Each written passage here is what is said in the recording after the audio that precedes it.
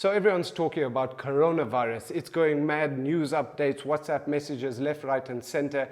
It's caused some crazy loss in value in financial markets. It's projected to halve global growth over the next year. And the question is, should you be worried and what should you be doing? Up next.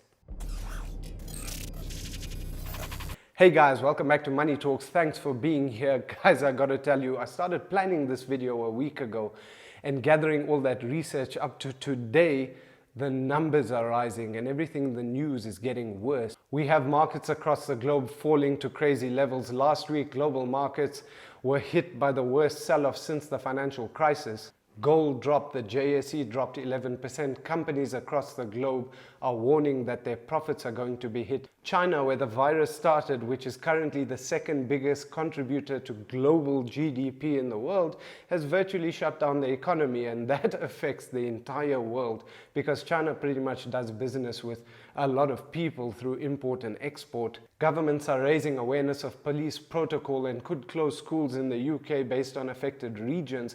The US has cut rates in hopes of boosting the economy.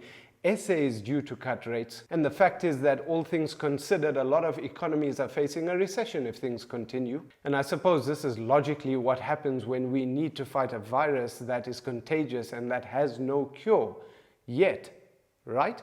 So let's take a step back. I mean, it's true, markets have been falling, but that doesn't mean that the world is ending, and it definitely doesn't mean that you should be panicking and acting out irrationally in fear. And here's why and what you should be doing. The facts that were just discussed are in our face because of the media. And what is a fact about the media that we do know? We know that media is a business, and as a business, media makes a lot of money in putting out news that drives fear, because fear sells. For hundreds of years, it's always been the same. Fear, fear, fear in the media is what makes money, and it's based on human nature. Then there's actually human nature, and when it comes to things that can cause us harm, when there's a danger, then we can get really cautious, rightfully so. But then there's another level to that, when it can become irrational, and that's called fear. I mean, think about it. Watching the movie Jaws growing up, watching that movie, I had an irrational fear of sharks. Discovery Channel, Jaws, you keep watching it over and over, and you can tell all these facts about sharks. I literally did honestly have a problem swimming in the ocean. There was this irrational fear, and there's actually a science to it. And the science is simple. It's based on understanding, because as soon as something is painted in a negative light, I mean, in that movie Jaws, there's a shark that eats people. That is all you're seeing, it's all you're taking in, then obviously it's going to bring an irrational fear to these things. I started diving a few years later, and I got comfortable in the environment. You learn to respect the environment, the ocean, you understand it, and then you realize everything is all right. Now let's take it a step further with regards to coronavirus. Firstly, where are you getting your information? The media. Where else? I mean, before you make a decision on things, where are you getting the information? What stats are you looking at? What are you understanding about this? So let's look at the stats. Firstly, death toll. 3,000 people have died because of the coronavirus. It's not a joke, it's not cool. But so far, with 90,000 people infected, popping up in multiple countries, what else in terms of viruses had an effect last year? Let's look at the common flu, which some might say is a coronavirus. I stand corrected on that. But that had 500,000 deaths last year. And that's even more sad, guys. But why hasn't it made the news? Why isn't it all over the media? And it's quite simple. Logically, that just doesn't sell. It's not the topic of the moment. No, seriously, think about it. You're constantly getting an update every couple of hours, every 1, 2, 3 hours. You take a coffee break, people are talking about it. Your brain is always constantly filling different articles, different things. This whole perspective of it is way larger than the problem statistically should be. And that has caused a reaction of fear in the markets and a major sell-off for people to hold on to cash. Now, coming back to logic, the fact remains that the world has seen some bad things and recovered. I mean, think about 9/11, the financial crisis, think about Zuma, think about Trump for that matter. At the time, people thought the world is going to end, but we're still here. Makes sense, right? So what's the game plan? Look, obviously stopping the virus is the win in terms of getting global cooperation on the topic, but in terms of each country's leadership and each individual and household's leadership of their own space as individuals, how fast can we react and stay positive in the face of what's happening to understand the scenario and make decisions with our money wisely? So take some time today and think about these things of what you should be or could be doing.